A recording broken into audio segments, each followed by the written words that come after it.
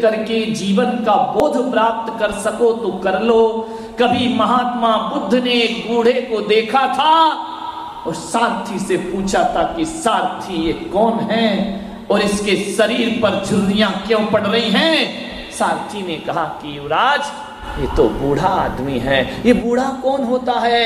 हर उम्र में एक दिन आदमी जब पैदा होता है तो बचपन जवानी और बुढ़ापा उसे आता है। क्या सब बूढ़े होते हैं? हाँ महाराज, सब बूढ़े होते हैं। सारथी जरा ये बताओ, क्या मैं भी बूढ़ा हो जाऊंगा? बोले हाँ युवराज, एक दिन आप भी बूढ़े हो जाएंगे। जो फूल खिलता है शाम मुरझाता है, जो सूर्य उगता है शाम ढल जाया करता है। अरे हमेशा पूनम की रात नहीं होती, हर पूनम के बाद एक अमावस की रात भी जिंदगी में आया करती है। हमें सब दिन होत ना एक समान, हर व्यक्ति के सारे दिन एक जैसे नहीं हुआ करते हैं। जवानी कभी भी चली जाएगी, मत बनाओ मजाक। बूढ़े को देखकर कुछ शिक्षा प्राप्त करो। एक बूढ़ा आदमी दुनिया का बहुत बड़ा शिक्षालय है, विश्वविद्यालय है। बूढ़े आदमी की कांपती हुई गर्दन को देखना तो वो गर्दन तुम्हें शिक्षा देती है कि मैंने इस दुनिया में सब कुछ देख लिया, लेकिन दुनिया में कुछ भी साफ नहीं है।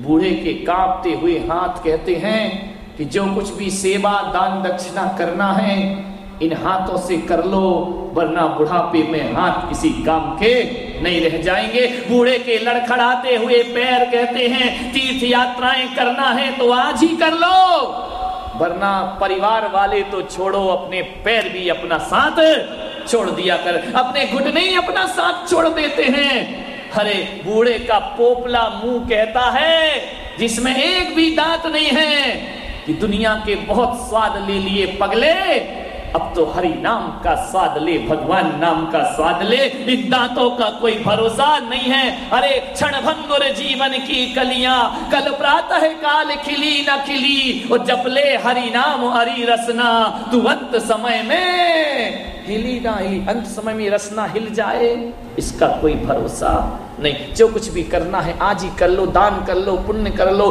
पैरों से यात्राएं कर लो, इन आंखों से भगवान का दर्शन कर लो, इन कानों में सत्संग का श्रवण कर लो, उस जिह्वा से हरि नाम का भजन कर लो। अरे बोलो तो मेरे भाई, जरा मीठे वचन बोलने का प्रयास करो, तब ये जिह्वा पाना तुम्हारा सार्थक होगा। नहीं तो ध्यान रखना, कुछ नहीं ले जा पाओगे दुनिया से। एक चुटकी आटा भी तुम्हारे साथ जाने वाला नहीं है। इस शरीर का जितना सदुपयोग करना है, यही दौलत राम जी कहते हैं कि जब लो ना रोग जरा गए तब लो झटक निज हित करो। जब तक बुढ़ापा नहीं आए, जब तक बीमारियां नहीं आती हैं, तब तक इस आत्मा का हित करना है तो कर लो, वरना सिवा पश्चाताप के कुछ भी हाथ नहीं लगता। बुढ़ापे में क्या करोगे? खाट पे पड़े पड़े क्या कर सकते हो? हाय कुछ न कर सके, न पीर पर की हर सके। ध्यान रखिए, बुढ़ापा सिवा पश्चाताप है। हाय कुछ न कर सके, न पीर पर की हर सके, रात बात में गई और प्रात खात में गया।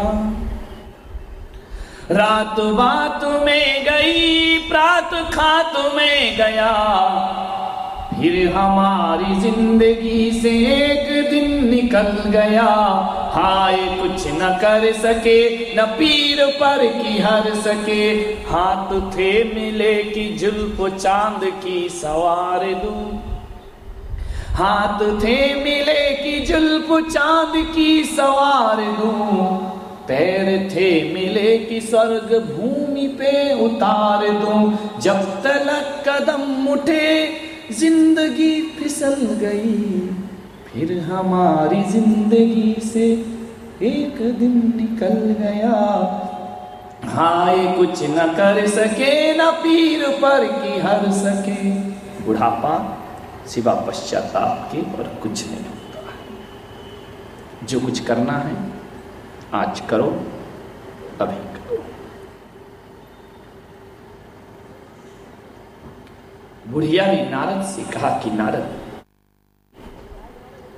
मैंने अपनी व्यथा तुम्हें सुना दी। क्या तुम मेरी व्यथा हर सकते हो? नारद ने कहा कि मां, आज तुझसे पता चला कि बुढ़ापे के दुख क्या होते हैं। मैं तेरी कुबड़ हटा सकता हूं। बुढ़िया ने कहा कि नारद, तुम मेरी कुबड़ हटा दोगे? हाँ मां, मुझे कुबड़ हटाना आती है। तो बुढ़िया ने कहा कि नारद, तूने तो आज गजब की बात कर दी। काश पहले मिल जाते तो जिंदगी भर की यातनाएं सहन नहीं करती।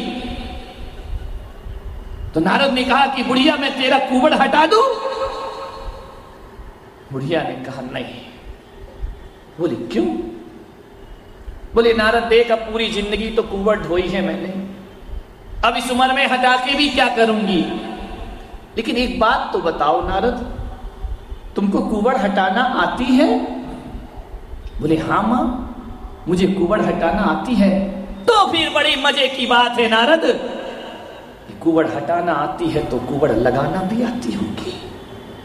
हाँ मां, मुझे लगाना भी आती है। तो फिर मेरी चिंता मत कर, तो एक काम कर कि आज के बाद जो मेरा मजाक बनाए उसके पीठ पर एक एक कुबड़ लगाते जाना, मैं सुखी हो जाऊंगी, मैं आनंद। मेरी मत चिंता कर, जो मेरे को देखकर हंसे तो उनकी पीठ पर एक एक कुबड़ लगाते जाना। और ध्यान रखना, इतने लोग हंसते हैं मेरे ऊपर कि आधा शहर कुबड़ वाला हो जाएगा। और जब सभी कुबड़ वाले हो जाएंगे मेरे भाई, तो कौन किसका मजाक उड़ाएगा? ध्यान रख। क्या सोच, नारद अंतर ध्यान हो गए। नारद ने कहा बुढ़िया, तेरी ये प्रार्थना नहीं सुनी जा सकती है। मान्यवर, उस बुढ़िया के पास कुबड़ लगा का लगा रह गया। आप सोच रहे होंगे कि बड़ी नादान बुढ़िया थी, दुनिया के लिए कुबड़ मांगती रही और अपना कुबड़ नहीं मिटा पाई। अरे नादान वो नहीं, नादान तो तुम भी हो ना। तुम अपने दुख से दुखी नहीं बल्कि पड़ोसी के सुख से ज्यादा दुखी हुआ करते हो। दूसरों का सुख तुम्हें सहन नहीं होता है, दूसरों की तरक्की तुम्हें सहन नहीं होती है, दूसरों का ऊपर उठना तुम्हें सहन नहीं होता है, दूसरों की ऊंचाइयां तुमसे बर्दाश्त नहीं हुआ करती हैं। और ये आदमी अपने दुख मिटाना नहीं चाहता है, उसके पास इतना दुख है ही नहीं। वो चाहता है कि पड़ोसी का सुख मिट जाए, पड़ोसी की जिंदगी बर्बाद हो जाए, पड़ोसी का सत्यानाश हो जाए। तो मैं दो विचारधारा, एक आदमी अपने सुख की ओर भगता है, वह होता है मोक्ष का मार्ग, और जो दूसरों के लिए दुख मांगता है वो संसार का मार्ग हुआ करता है, दूसरों का अहित हो जाए। कितनी जलन और ईर्ष्या है हमारे अंदर। सोचना, कभी एक बार ख्याल करना कि अपने बच्चे के नंबर स्कूल में कम आ जाएं और पड़ोसी के बच्चे के नंबर ज्यादा आ जाएं, तो उस समय आपका दिल कैसा होता है। ईमानदारी से बताने का प्रयास करना। आप ये नहीं कहेंगे कि मेरा बच्चा पढ़ने में कमजोर है, आप ये कहेंगे कि अरे आ गया तो आ गया, पैसे दे दिए होंगे, पैसे खिला दिए होंगे, नकल करता होगा। वह अपने बच्चे की कमजोरी स्वीकार नहीं करते, दूसरों पर दोषारोपण आदमी करता है। ध्यान रखना, अपनी करनी आप करे, सिर औरन के धरता, खुद करनी करता है, गलत काम होते हैं तो इसका अंजाम दूसरे को दे देता है। ध्यान रख। दिगंबर जैन समाज के प्रख्यात कवि हृदय संत वात्सल्य मूर्ति प्रखर वक्ता मुनि श्री पुलक सागर जी महाराज की लेखनी द्वारा अलौकिक साहित्यों की रचना हुई है। मुनि श्री द्वारा रचित ग्रंथों को पढ़ने से आपका जीवन निश्चित ही नए आयामों को प्राप्त करेगा। साथ ही मुनि श्री के विचारों को जानने के लिए मासिक पत्रिका पुलक वाणी के सदस्य बन जीवन में नई ऊर्जा का संचार करें। मुनि श्री के साहित्य एवं पुलक वाणी को प्राप्त करने के लिए संपर्क करें। केंद्रीय कार्यालय वात्सल्य भवन, P75, गली number 5, Bihari colony extension, Shahdara, Delhi 110032। Mobile 919810900699। Email pulakvani@gmail.com।